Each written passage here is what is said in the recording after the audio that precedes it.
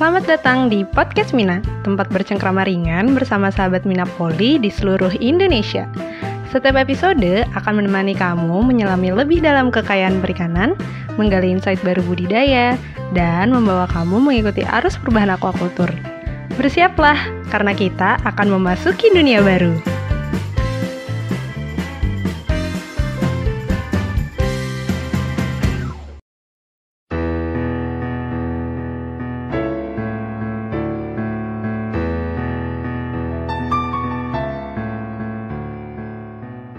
Sahabat Mina Poli, saya Larasati sebagai host Podcast Mina.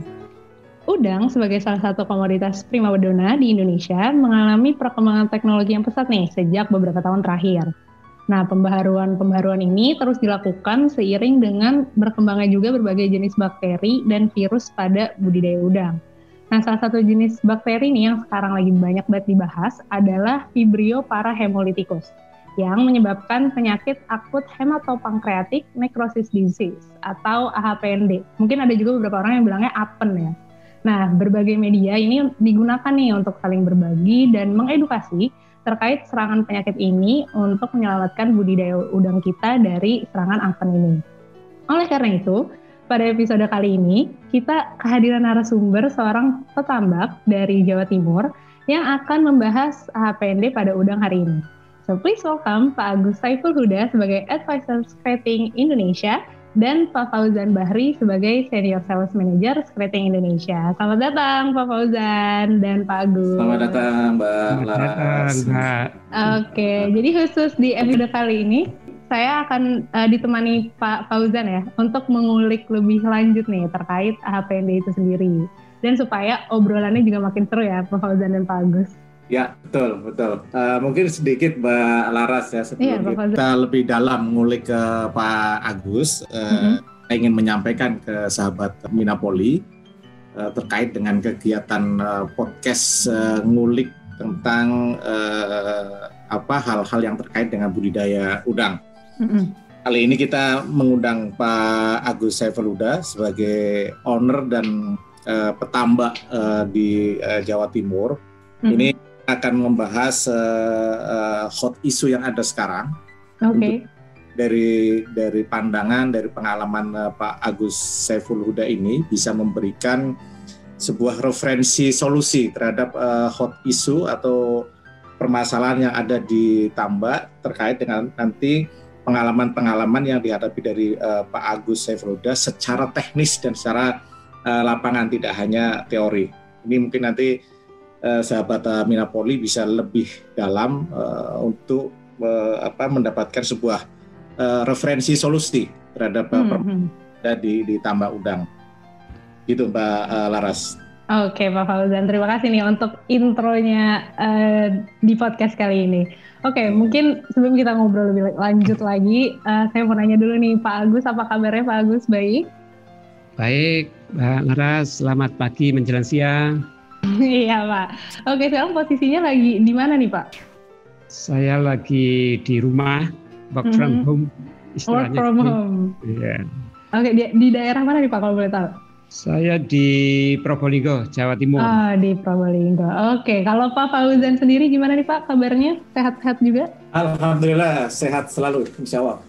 Oke, jadi untuk mungkin yang dengerin podcast Mina dari episode pertama, ini udah familiar ya dengan Pak Fauzan ini karena kita udah ngobrol-ngobrol terkait pakan ikan dan udang di episode sebelumnya. Jadi buat yang ingin lebih tahu lebih lanjut lagi tentang Pak Fauzan nih dan pakan ikan dan udang itu bisa langsung dengerin dulu nih ya podcast yang keempat biar lebih nyambung gitu ilmunya. Oke, nah sekarang kita kenalan nih sama Pak Agus. Oke Pak Agus, setelah lulus dari Fakultas Perikanan Universitas Brawijaya tahun 1988 ya Pak kalau nggak salah? Iya. Nah, apakah langsung masuk ke dunia aquaculture atau sempat nyoba-nyoba bidang yang lain dulu nih Pak? Nah ini flashback ke belakang Mbak Laras. Iya. Jadi saat tahun 98 lulus, Februari kalau nggak salah, baru Oktober November wisuda. Ya, selama Februari sampai ini saya membantu di Universitas Kertanegara Malang. Oh, oke. Nah, setelah wisuda saya langsung nyebur juga di budidaya udang, tambak udang. Oh, jadi gitu. mulai 1988 akhir semestinya, 1988 akhir. Nah, perjalanan itu adalah suatu yang unik karena jurusan saya ini di teknologi hasil perikanan, sementara saya harus nyemplung juga di budidaya udang. Oh, gitu. Namun demikian, Mbak, pada tahun seperti itu sudah mahfum semua, kadang lembaga pendidikan tinggi belum mengikuti gerak cepat daripada pengusaha di bidang budidaya udang. Jadi saat itu guru kita di budidaya udang ini benar-benar saya ikut orang Taiwan. Bagaimana cara kerja orang Taiwan, bagaimana ini ada anco, bagaimana ini cara pakan dan sebagainya. Itu pure murni belajar dari lapangan. Ya. Karena di sekolah yang saat itu belum ada introduksi masalah budidaya udang dan lain sebagainya. Perlu diketahui budidaya udang yang saat itu kan komoditasnya masih di udang windu. Dalam perjalanan mulai tahun 88, kemudian kita learning by doing, kemudian saya pindah dari satu perusahaan ke perusahaan yang lain, ya, ke perusahaan yang lebih besar lagi. Saya 2-3 tahun. Kemudian saya bilang daripada kita jadi ekornya harimau, lebih penting kita menjadi kepalanya kucing. Akhirnya kita merintis ikut ke petambak kecil di 10 kolam. Tapi ternyata petambak kecil itu adalah cikal bakal petambak besar nantinya gitu. Tapi yang perlu diketahui Mbak Laras, yang saat itu saya mengalami suatu periodisasi bagaimana mudahnya bikin udang yang saat itu, ya tahun 88 sampai tahun 93-95. Kemudian karena gaya orang-orang kita ini sering mengeksploitasi dan ekspansi yang kadang sangat eksploratif, ya. Akhirnya jawaban alam seperti yang sekarang. Alam ini sekarang menjawab dengan berbagai permasalahan yang ada. Iya, betul. Sampai tahun 2010 saya memang murni profesional ikut di perusahaan-perusahaan. Itu Mbak Laras yang bisa saya sampaikan. Sangat panjang Pak Agus ya. Artinya kalau dari 88 udah 32 tahun berkecimpung di dunia full udang ya, 32 tahun. Iya, betul. Tanpa ada pausnya sama sekali. Semuanya bergilir. Ya, lebih dari 50% umur Pak Agus benar berkecimpung di dunia udang nih. Iya. Betul Pak Fauzan, betul. Ya, nasib ini Pak. Betul Pak Laras ya. Jadi Pak Agus 32 tahun sudah bekerja di udang, artinya jalan bareng sama udang, tidur bareng sama udang. Wah, udah semuanya ya sama udang. Ya, ini kesempatannya sangat-sangat bagus. Kita bisa ngulik ke pengalamannya Pak Agus selama 32 tahun, walaupun waktu 60 menit tentunya tidak cukup. Iya, ya. Betul. Tapi mungkin next-nya bisa diatur kembali. Iya, oke. Jadi semoga aja hari ini akan banyak sekali ilmu yang bisa sahabat Minapoli maupun saya sendiri dapat gitu ya Pak ya.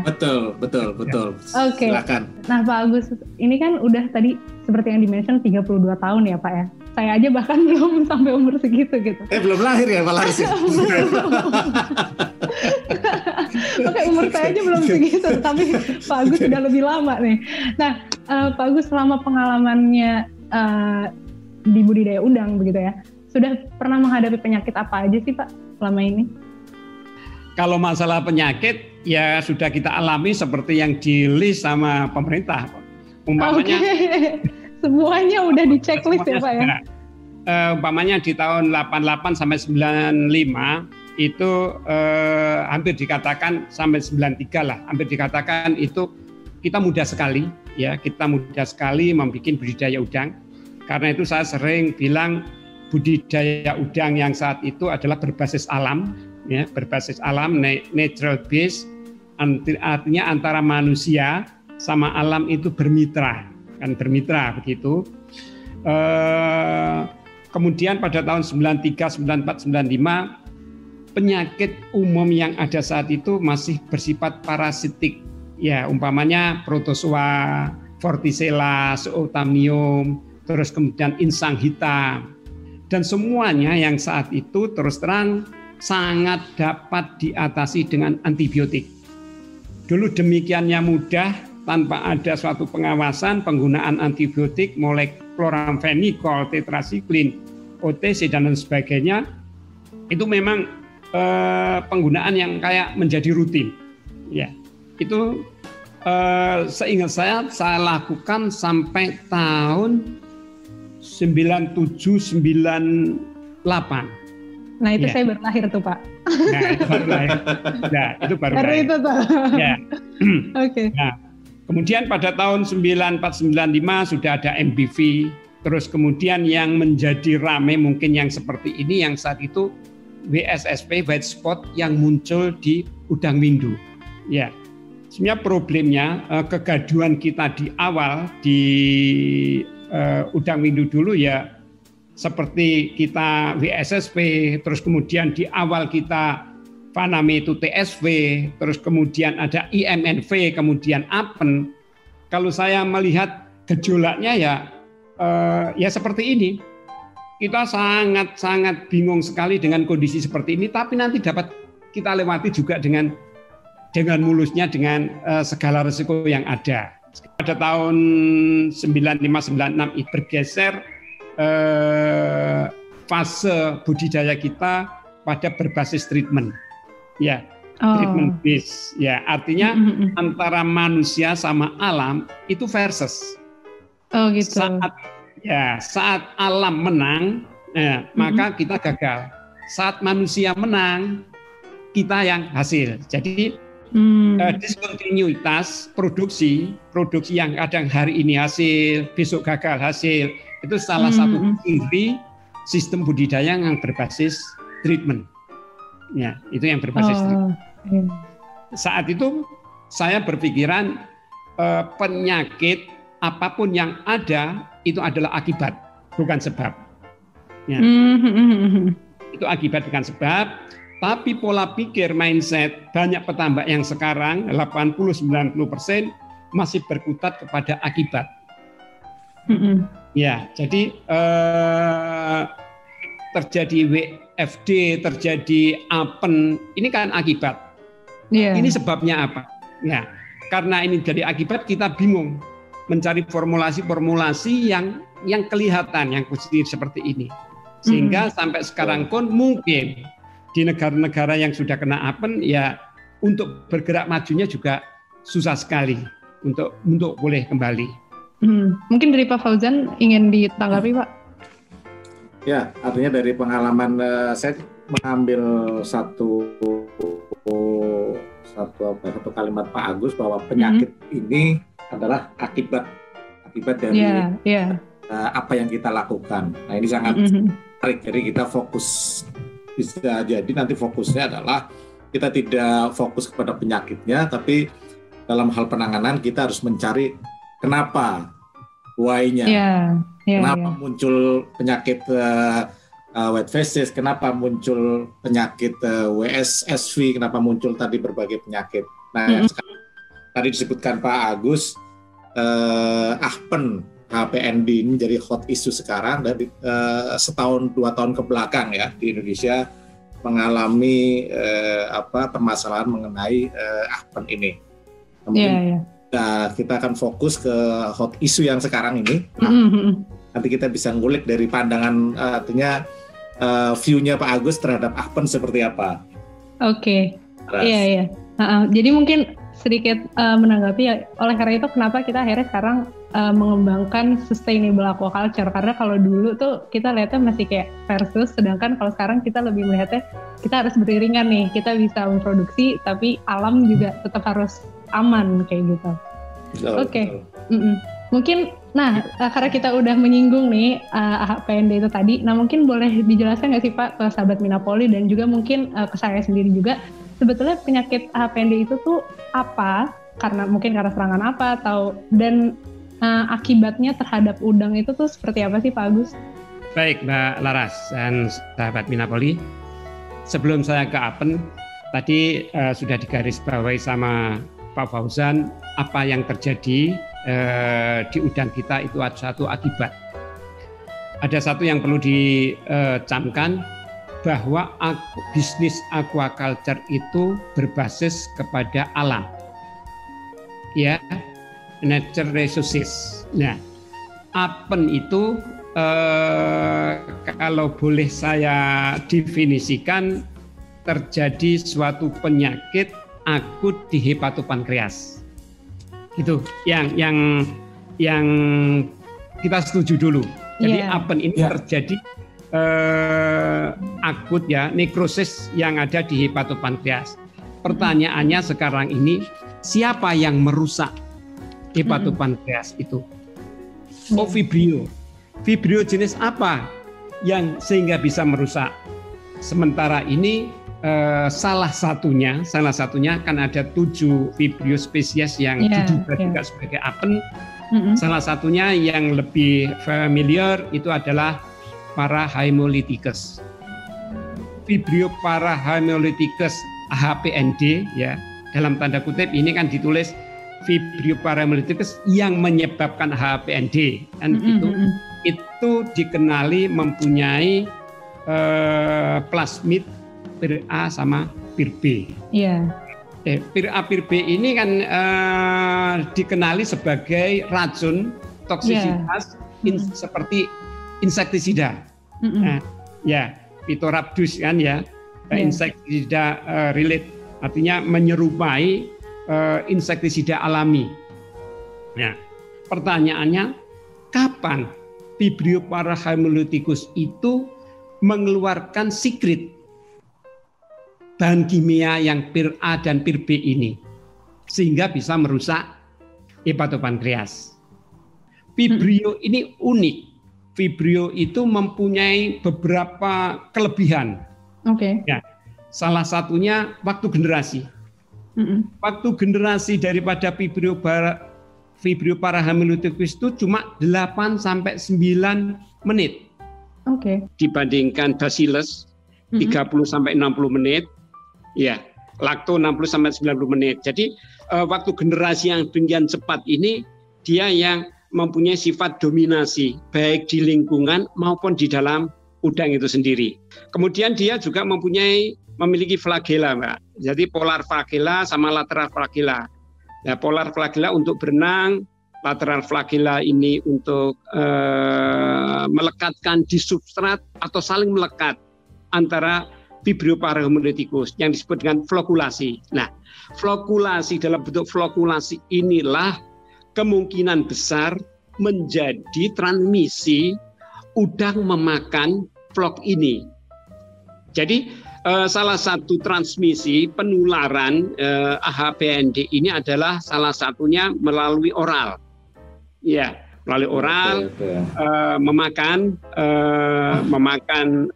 substrat-substrat yang ada di dalamnya Vibrio. Ya. Yang ketiga, salah satu kelebihan dari Vibrio ini adalah kecepatan membentuk biofilm. Ya. Vibrio Parahemolyticus ini membentuk biofilm 18 sampai 20 jam. Dibandingkan dengan Bacillus itu 9 sampai 14 hari. Ini perbandingannya jam sama hari dalam membentuk biofilm. Nah, ini salah satu. Sebenarnya banyak kelebihan Vibrio Parahemolyticus, ya, karena sifatnya dia ini adalah oportunistik. Kalau dia di lingkungan yang baik menjadi orang yang baik, di lingkungan jelek mereka akan menjadi patogen. Belajar dari situ nantinya sudah tahu Apen salah satunya sifat dari Vibrio seperti itu. Berarti nanti dalam penerapan budidaya udang kita harus menghindari beberapa macam sumber sehingga menjadi sumber hidup daripada Vibrio itu sendiri. Vibrio ini yang perlu kita bahas ada 2. Vibrio di air di kolam dan Vibrio di udang sendiri. Ya. Problemnya sekarang apakah di udang ini sudah ada vibrio lebih dulu atau dari air baru masuk di udang. Ini ada dua pendekatan yang berbeda. Jadi kalau kita transmisi, kalau di udang transmisinya bisa vertikal, bisa horizontal. Secara vertikal mungkin bisa dari induk, kemudian bisa dari benur, akhirnya ke udang itu sendiri. Dari induk itu yang sangat dicurigai adalah dari pakan hidupnya, ya Polychaeta, Artemia dan lain sebagainya. Ya, ini yang problem di udang, ada vibrionya secara vertikal. Secara horizontal, ya mereka tertular transmisi dari lingkungan. Udang itu sifatnya adalah grazing. Udang itu sifatnya grazing, merumput, memakan apapun di dasar dan di dinding. Apalagi sifat daripada vibrio cepat membuat biofilm. Tinggal dia merusak atau tidak merusak. Sehingga di sini ada beberapa kasus di lapangan penyakit apen ini yang sifatnya akut, ada penyakit apen ini yang sifatnya kronis. Nah, yang tadi saya jelaskan Mbak Laras, bagaimana pir A, pir B ini bisa keluar. Nah, pir A, pir B yang keluar di hepatopankreas pasti di-trigger. Ada trigger dari lingkungan itu sendiri. Kalau kita ngomong trigger di udang itu sendiri. Kalau udang ini mengalami stres, ya, kemudian dia bisa men-trigger vibrio yang sudah ada di dalam udang itu mengeluarkan pir A, pir B. Nah, stresnya udang ini juga dipengaruhi oleh stres yang di media hidupnya. Ya, dari perairan itu sendiri. Media hidupnya. Sehingga di sini menjadi sulit untuk diambil benang merahnya, Kenapa kolam ini tidak bermasalah di apen dengan benur yang sama, di kolam yang sebelah kadang terjadi. Ini sangat kaitannya dengan kondisi biologi dan fisiologi dari udang itu sangat dipengaruhi oleh media. Jadi antara sistem budidaya udang dan kondisi udang itu tidak bisa dipisah-pisahkan. Itu yang unik itu bahwa ternyata vibrio itu pertama dia juga ingin hidup dulu. Bukan langsung mengeluarkan pir A, pir B. Nah, untuk hidupnya itu ya, dia ya mengakuisisi mineral zinc, Cu, Fe, mangan. Nah, jadi dia mengakuisisi pada waktu dia masuk di stomach itu dia mengakuisisi zinc, Cu, Fe, mangan. Nah, padahal kita tahu zinc, Cu, Fe, mangan itu adalah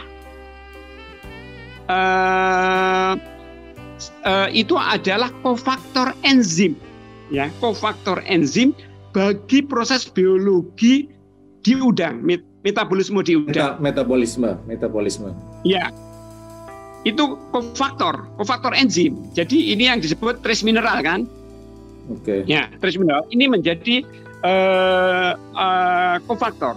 Selain itu, zinc, Fe, Cu, dan mangan ini adalah senyawa atau unsur enzim dari antioksidan.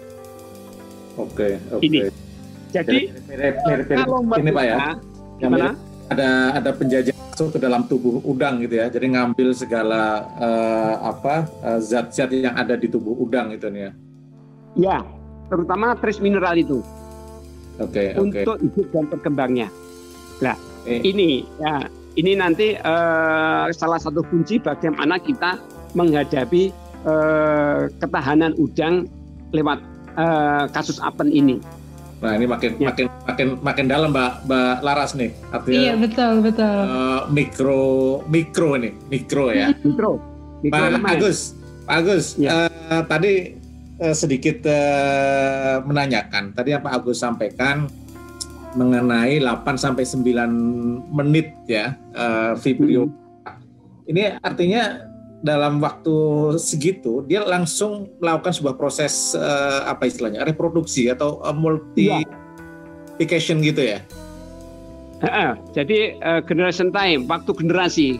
Waduh. Bayangkan dalam 1 jam kalau 1 sel daripada ini sudah berapa? Ya, artinya ini Mbak Laras dan sahabat Minapoli dengan melihat sistem biologinya Vibrio para di mana 8-9 menit mereka sudah menggandakan diri, kita sudah bisa membayangkan nanti seperti apa dalam sebuah lingkungan kalau sudah muncul Vibrio para. Sangat-sangat cepat ya. Nah, Pak Agus, ini menarik Pak Agus. Tadi Pak Agus menyampaikan terkait mungkin sebelum nanti Pak Agus menyampaikan karena sahabat Minapoli pasti pengen tahu kita bicara Ahpen ini kalau misalnya orang awam atau orang yang belum begitu pengalaman banyak saat melihat udang ini ciri utamanya misalnya kita main ke tambak udang kemudian lihat udang, ciri utama udang yang kena Ahpen itu seperti apa Pak Agus? Nah, kalau kita kembali ke OIE ya, OIE itu kan organisasi dunia yang kesehatan udang ya. Ya, betul. Ya, salah satu ya. Jadi ini sebenarnya di OIE itu sudah jelas Ahpen itu terkonfirmasi, Ahpen itu dalam suspek itu apa yang ada kan begitu. Jadi kalau menurut OIE semestinya kita sudah jelas ya, hepatopankreasnya pucat mengarah ke putih, ususnya putus-putus atau tidak kosong sama sekali. Hepato kalau dipegang itu elastis, gitu. Hepato dipegang elastis. Itu ciri yang diberikan oleh OIE ya untuk Ahpen. Tapi kenyataan di lapangan, nah ini yang tadi saya bilang, kenyataan di lapangan kadang-kadang tidak seperti ini. Ini yang perlu kita curigai, apakah ada co-infection, multiple patogen. Co-infection, apakah WS dulu yang masuk, kemudian atau patogen apa yang masuk, kemudian ada Ahpen. Jadi kalau kita ngomong ciri, ya, kalau ngomong ciri, kalau kita berdasarkan OIE, ya, itu seperti itu. Kalau kita ngomong suspek, dicurigai, itu salah satunya kematian dan tanda klinis yang sesuai AHPND. Harus ada alasan itu. Jadi kematian itu Pak Agus yang tadi ciri yang secara lapangan ya, karena mungkin saya Minapoli ingin tahu ciri yang paling mudah didetek, temukan dalam artian misalnya apakah udangnya ini umur tertentu, kemudian apakah udangnya melayang dulu ke permukaan atau gimana Pak Agus? Saya sendiri juga belum paham betul ya, tapi dari yang saya konsultani itu tidak ada kasus flying, melayang, ya tidak ada kasus, tapi langsung ada kematian di Ancol, itu warna putih beras, ya. Putih beras. Tetapi saat ya warna putih beras, ya ini kan berarti kan sudah bergeser dari kriteria OIE, ya. OIE tadi salah satunya hepato itu kan pucat mengarah ke putih, terus kemudian soft cell. Nah, soft cell-nya ini ternyata dari beberapa kasus tidak.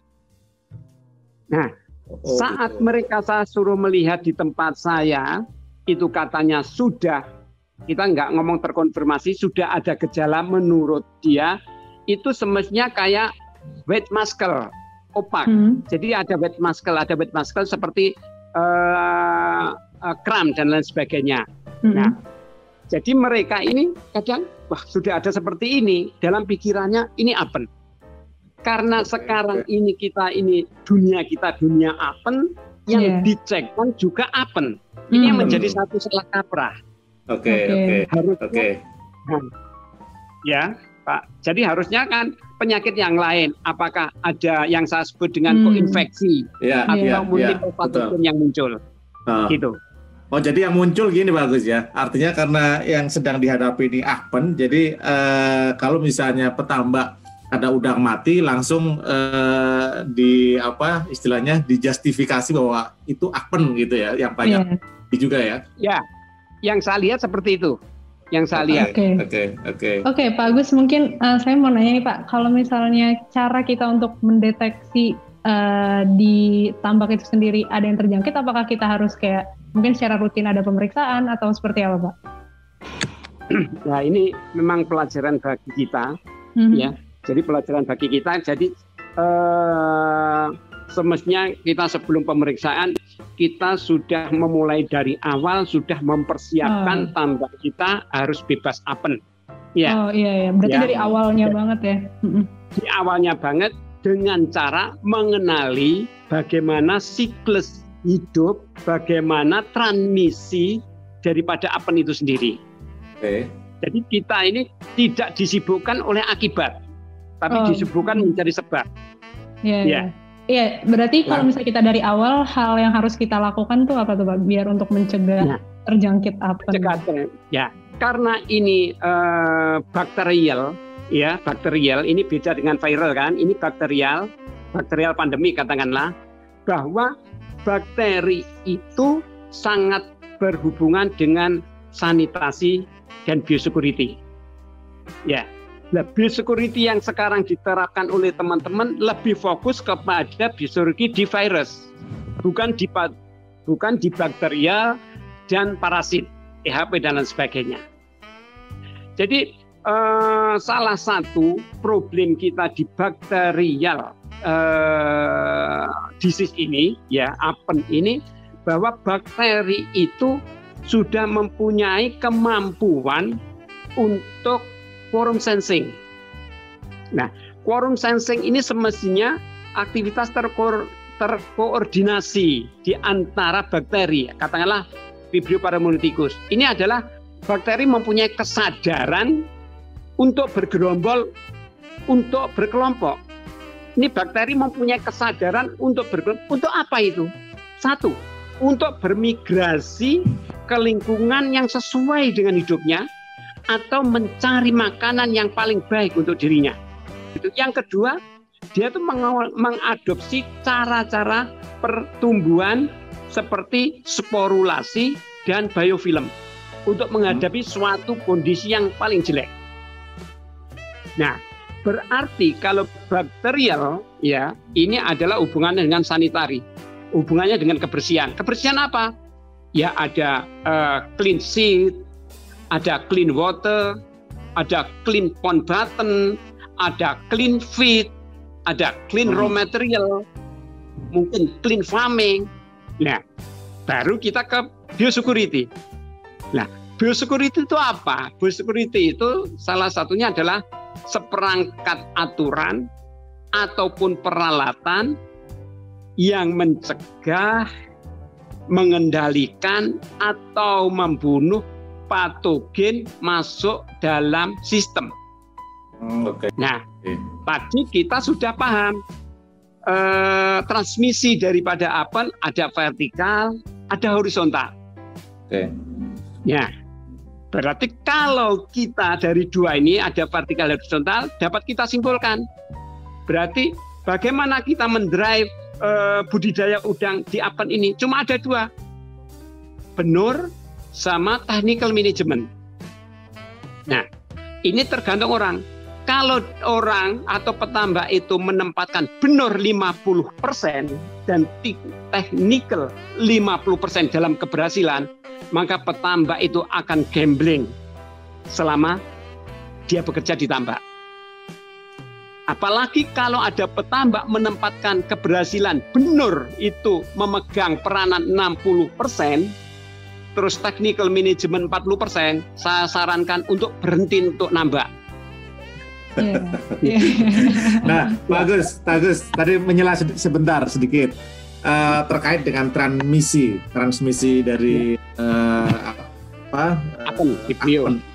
Tadi Pak Agus menyampaikan ada 2 transmisi model antara vertikal dengan horizontal. Kemudian ini yang menjadi langkah-langkah yang harus petambak lakukan tentunya terkait semuanya belum tahu artinya transmisi yang utamanya itu dari mana, apakah dari atas atau dari horizontal kan gitu nih ya kan. Nah tadi Pak Agus menyampaikan mengenai satu kata tentang clean dari semuanya kan gitu kan, water clean, larva clean segala hal kan gitu ya. Nah untuk yang menghadapi sekarang Pak Agus, artinya clean sheet atau clean dari PL itu kan nanti kan masuk ke ranahnya hatchery. Hatchery akan lebih fokus dalam hal pemeliharaan telur, kemudian saat rilis atau saat jual harus melalui sebuah pengecekan bahwa ini sudah free dari Appen kan seperti itu Pak Agus ya? Ya. Atau nanti dari sisi petambak juga harus memastikan air juga sudah bersih sebelum ditebar, harus dicek dulu airnya bebas dari Appen atau tidak. Seperti itu atau gimana Pak Agus ininya? Ya kalau kita sudah sepakat transmisi itu vertikal horizontal, semua langkah-langkah ya harus di-list. Dari hatchery juga harus di-list bagaimana kita akan mendapatkan seed yang clean, ya, benur yang bersih, ya. Artinya bersih dari AHPND juga kan seperti ini. Ini kalau kita secara vertikal, ini memang ada otoritas di hatchery. Nah ini yang kadang kita kan Pak Fauzan sering ngomong hatchery itu sebenarnya teknologinya lebih advance dibandingkan ditambak. Saya setuju sekali. Ya, makanya tadi ada yang terakhir saya bilang kalau dari 2 transmisi ini tambak kolam sama benur, maka cuma ada 2 untuk mendrive budidaya udang di masa Appen, benur sama technical management kan begitu. Nah problemnya petambak ini memposisikan diri di mana? Kalau dia memposisikan diri keberhasilan itu benur memegang 60% dan technical 40%, saya menyarankan untuk berhenti nambah. Kan begitu. Tapi kalau saya pribadi, kalau saya sendiri ke anak-anak bilang faktor benur itu mempunyai kontribusi 35% sampai 50%. Technical kita antara 50 sampai 65%. Nah, jadi itu kita masih mengupayakan. Jadi kita tidak menutup kemungkinan kita tetap berusaha. Dan ini memang harusnya tetap dikomunikasikan dengan pihak hatchery. Iya. Karena yang kita kerjakan di depan kita adalah tambak, maka tambak ini menjadi otoritas kita. Jadi ini yang kita kalau kita sudah ditambak, kita mau mempersiapkan untuk ke arah ke depan, ya semuanya berbasis kepada knowledge of pengetahuan daripada enemy, knowledge of enemy-nya, pengetahuan daripada musuh itu sendiri. Kita harus tahu di mana mereka, bagaimana bekerjanya. Ini dulu kita list, baru kita membuat konsep sistem budidaya. Ya, kita mau membuat konsep sistem budidaya. Nah, kalau kita sudah, ini yang berkaitan dengan biosecurity. Biosecurity itu semestinya pola pikirnya cuma jalur sama akses. Jalur sama akses. Ya, jadi kita harus tahu jalurnya, harus tahu aksesnya biosecurity. Nah, jadi ini sanitasi biosecurity untuk sekarang menjadi kunci keberhasilan. Oke.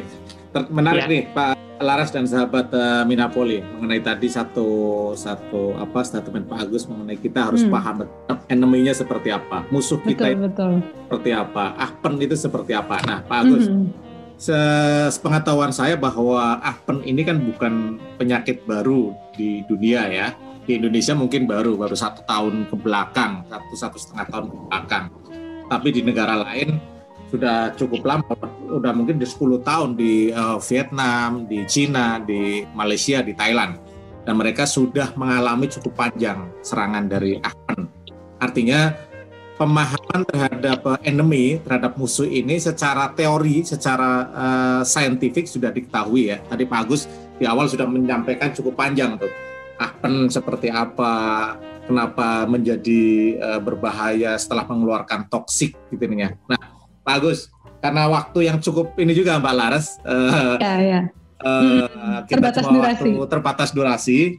Mungkin kita masuk ke dari pengalaman Pak Agus nih. Iya.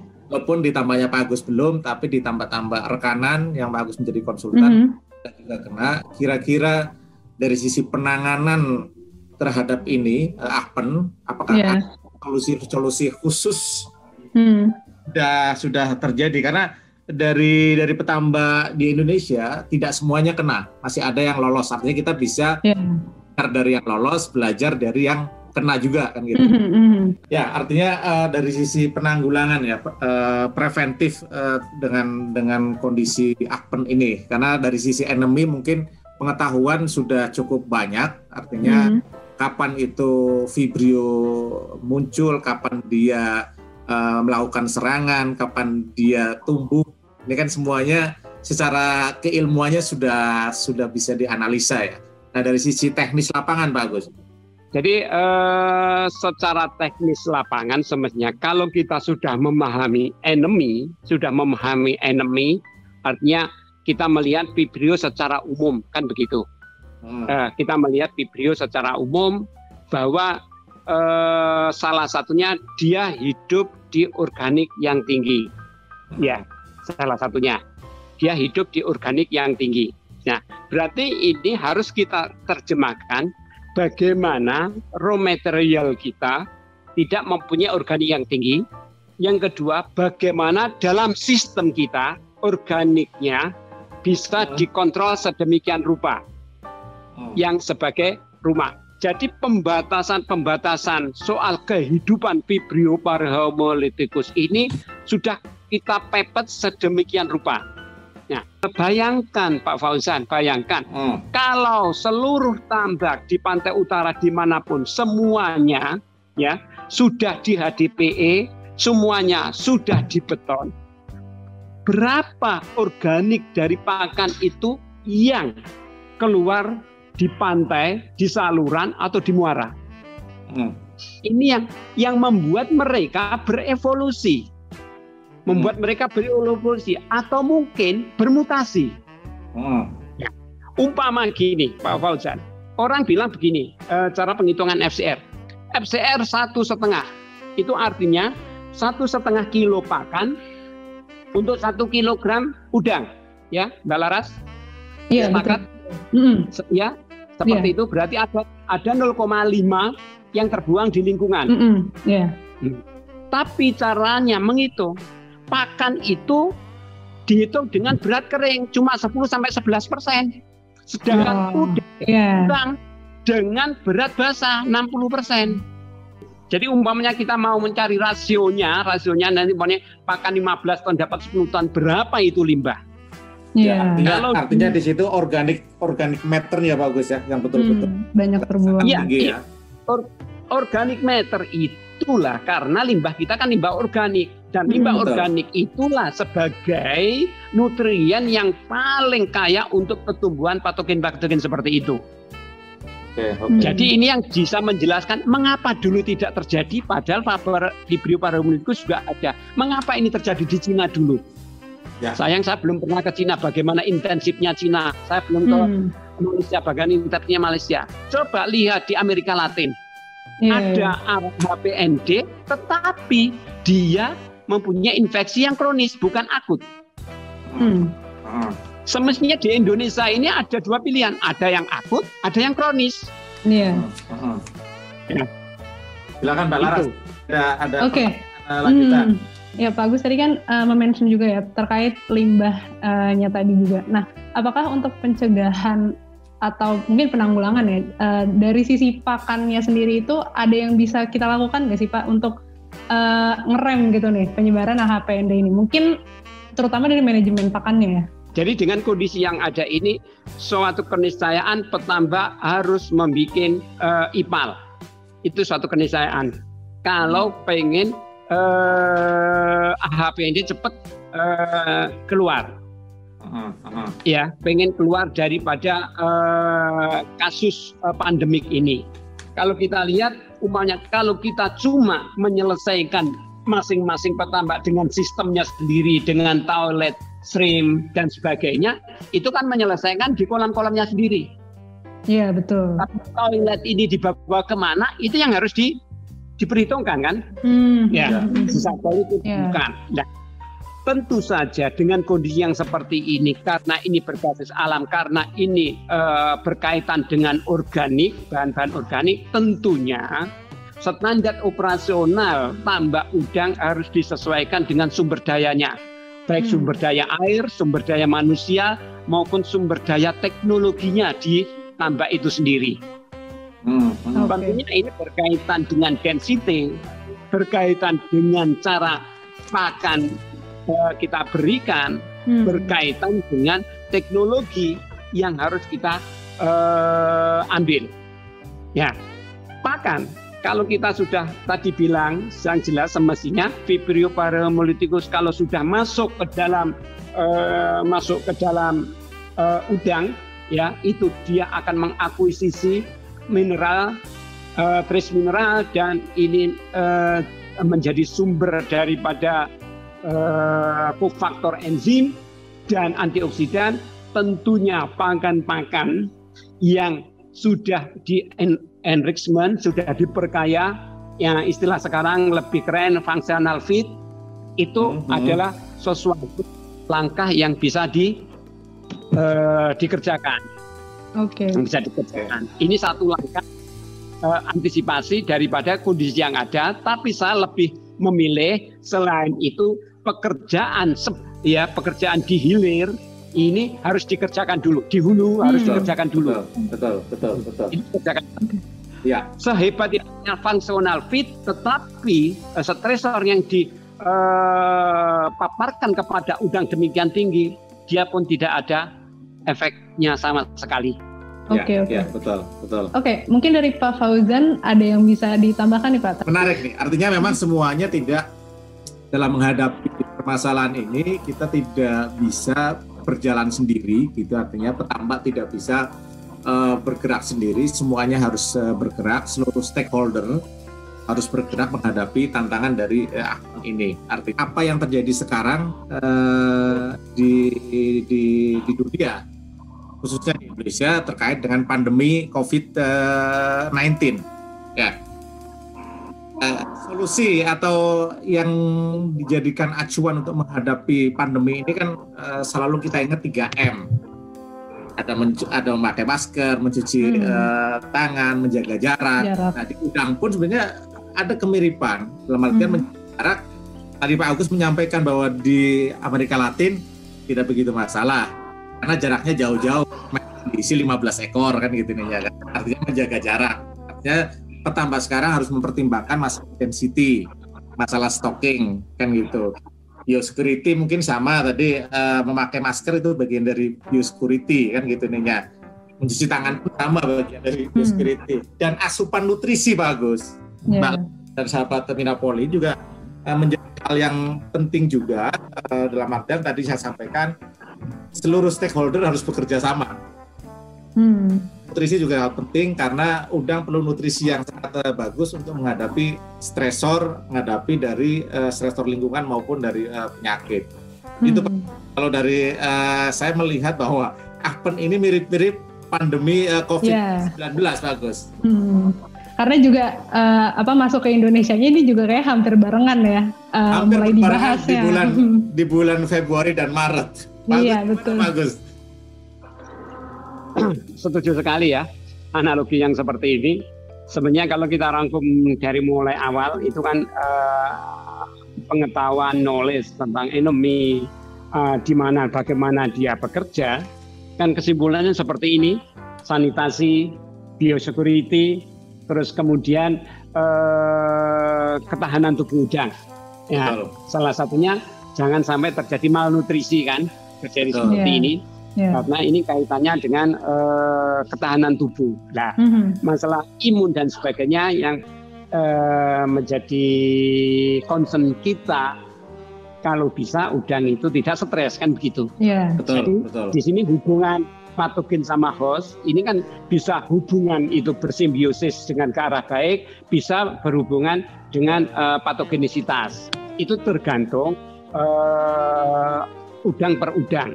Kan begitu, sehingga di sini di lapangan ada yang kematian sedikit-sedikit 1 kilo 2 kilo sampai terakhir bisa size kepala 4 kepala 5 dengan SR 40%. Ada laporan yang seperti itu. Ada yang laporan sampai umur 30 habis, ada yang kenanya di 70 dan lain sebagainya. Tapi yang jelas itu terkonfirmasi atau suspek harus menurut aturan yang IOI yang disebutkan itu secara histopatologinya bagaimana, PCR, real time-nya juga harus bagaimana. Setuju Pak Fauzan? Sebenarnya kita kembali yang seperti itu. Oke. Jadi ini menarik sekali ya. Semuanya ini udah dibahas banget tadi. Saya expect-nya oleh hanya cuman kayak ciri-cirinya atau apanya, tapi ternyata Pak Agus membahas sampai cara transmisinya, ada vertikal horizontal, kemudian sistem seperti apa yang seharusnya bisa kita terapkan gitu ya untuk menghadapi AHPND ini. Oke, mungkin singkat aja karena kita sudah sampai di penghujung podcast Mina kali ini. Mungkin bisa singkat aja dari Pak Agus dan mungkin nanti juga bisa dilanjutkan dari Pak Fauzan untuk motivasi nih dan juga pesan untuk para petambak udang di Indonesia seperti apa? Silakan dari Pak Agus dulu. Gejala seperti ini seperti kita gaduh di tahun 2006 masalah IMNV, ya. Kita gaduh, kita akhirnya kehilangan logika dalam berpikir, ya, kehilangan logika berpikir. Tapi toh akhirnya dapat kita lalui dengan aman, walaupun sekarang IMNV masih, tapi sudah tidak menjadi gaduh lagi, sudah terbiasa. Yang jelas. Bagi saya untuk petambak udang ini kita harus lebih hati-hati bahwa ini adalah bersumber daripada cara kita kerja di budidaya udang. Ya, prasyarat yang paling penting standar budidaya udang yang lebih baik, sehat dan bertanggung jawab itu menjadi kunci untuk melepas daripada HPND ini. Gitu Mbak. Baik. Pak Agus, silakan Pak Fauzan. Wah, ini menarik Pak. 32 tahun Pak Agus dirangkum sama Mbak Laras dalam 30 menit 1 jam. Iya. Laras, saya masih punya optimis yang sangat tinggi terhadap yang kita hadapi sekarang terkait dengan AHPEN di tambak udang. Karena apa? Masih banyak yang berhasil, walaupun banyak juga yang tidak berhasil. Artinya apa? Peluang untuk berhasilnya itu masih besar. Ancaman ini masih bisa, saya yakin petambak masih bisa kendalikan, masih bisa dicarikan solusinya, karena ada contoh-contoh yang berhasil.